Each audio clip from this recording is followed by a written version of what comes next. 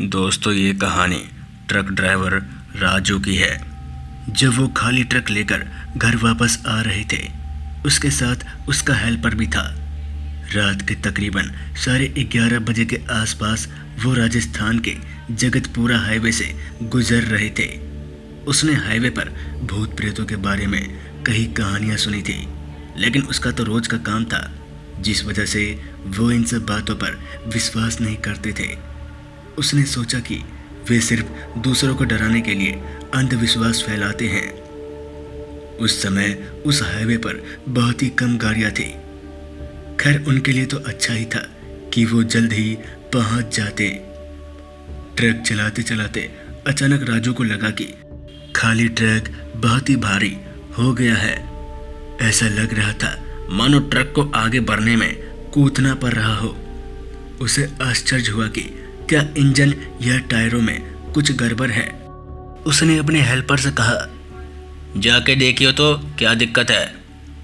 जिसके बाद वो हेल्पर ट्रक से उतरकर माल का डब्बा जैसा ही खोलता है तो वो जो देखा वो देखकर उसके पैरों तले जमीन खिसक गई। उसे अपनी आंखों पर विश्वास नहीं हो रहा था। उसके होश ही उड़ गए।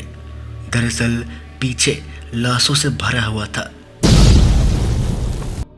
वे सफेद कपड़े में लिपटे हुए थे और उन पर खून के धब्बे थे। उनमें से कुछ की आंखें खुली हुई थी और वो उसे घूरे जा रहे थे। हेल्पर चिल्लाया और वापस ट्रक के सामने भाग गया। उसने राजू को वो सब बताया जो उसने देखा था और उससे जितनी जल्दी हो सके वहाँ से चलने का आग्रह किया। राजू को उस पर विश्वास नहीं हुआ और उसने सोचा कि शायद वो उसके साथ मजाक कर रहा है। यही उसकी सबसे बड़ी गलती थी। जिसके बाद राजू ट्रक से उतरकर खुद देखने के लिए चला गया। जैसे ही उसने कार्गो डब्बे का दरवाजा खोला, उसे अपने चेहरे पर ठंडक हवा का झोंका महसूस हुआ। उसने वही भयावह दृश्य देखा जो उसके हेल्पर ने बताया था। उसे अपनी रीढ़ की हड्डी में ठंडक महसूस हुई और उसका दिल की धड़कनें तेज हो गई। उसे एहसास हुआ कि उन्होंने किसी तरह कुछ साबित माल उठाया था जो किसी और का था। उसने दरवाजा जोर से बंद कर दिया और वापस ट्रक ड्राइवर की सीट पर भागने लगा। जिसके बाद राजू इंजन को चालू करता है और तेजी से वहां से भागने की कोशिश करता है। लेकिन जैसे ही उसने ऐसा किया, उसे पीछे से एक तेज आवाज सुनाई दी, भाग लो जहां तक भागोगे, मरना तो है ही तुम्हें। ये सुनते ही वो काफी डर गया, लेकिन फिर भी वो ट्रक को आगे बढ़ाने लगा। ट्रक भगाते भगाते उसने रिव्यू मिरर में देखा और देखा कि एक सब दरवाजा तोड़कर साइड में लटका हुआ था। वो शैतान उसे घूरे जा रहा था, लेकिन फिर भी राजू हिम्मत करते हुए ट्रक को लगातार तेजी से भगाए जा रहा था। तभी उसे एहसास हुआ कि सभी लाशें ट्रक से निकलकर सड़क पर गिर रहे हैं। उनमें से कुछ तो अपने हाथ पैरों से उनकी ओर रेंग रहे थे। कुछ का सर नहीं था, कुछ के हाथ नहीं थे। वो सब उनका पीछा लगातार किए जा रहे थे, जबकि ट्रक पूरी रफ्तार में थी। उसे घबराहट और डर का एहसास हुआ। राजू को पता नहीं था कि करना क्या है और कहाँ जाना है। डर के कारण वो सब कुछ भूल चुका था और उसका हेल्पर भी। वो दोनों काफी डर रहे थे और कांप रहे थे।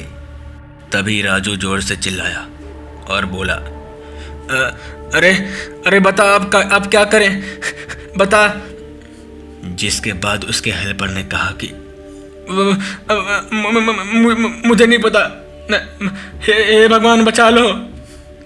वे अनंत काल तक यात्रा करते रहे, क्योंकि समय गुजर ही नहीं रहा था।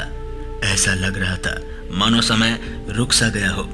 उन्हें कुछ पता नहीं था कि जाना कहाँ है, क्योंकि डर के कारण वो काफी आगे निकल चुके थे। तभी देखते ही देखते आखिरकार वे एक चौराहे पर पहुंचे, जहां उन्हें दो दिशाओं में एक को चुनना था। उनमें से एक गांव की ओर ले गया, जहां उन्हें कुछ ऐसा मिलने की आशा थी जो उनकी मदद कर सके या कम से कम उन्हें रात के लिए आश्रय दे सके। दूसरा रास्ता एक मंदिर की ओर ले जा रहा था, जहां उन्हें कुछ शांति और सांत्वना मिलने की आशा थी।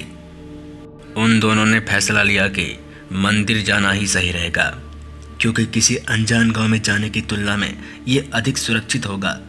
जिसके बाद वे बाएं मंदिर की ओर मुड़ गए।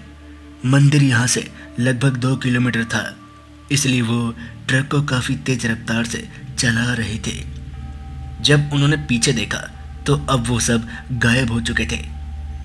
जैसे जैसे वो मंदिर के नज़दीक आ रहे थे तो उन्हें बहुत ही डरावनी आवाज़ें सुनाई देने लगी। वो आवाज़ें इतनी तेज थी कि मानो उनके कान के पर्दे फट जाते, लेकिन उन्होंने हिम्मत करते हुए ट्रक को जी जान लगाकर भगाया और देखते ही देखते मंदिर आ गया। जिसके बाद वो दौड़कर मंदिर के अंदर चले गए, जहां जाते ही उन्हें काफ़ी अच्छा महसूस हुआ और उन्हें यह भी महसूस हुआ कि अब वो सुरक्षित हैं। उन्हें बचने की उम्मीद मिल गई। रात भर वो लोग मंदिर में ही रुके रहे।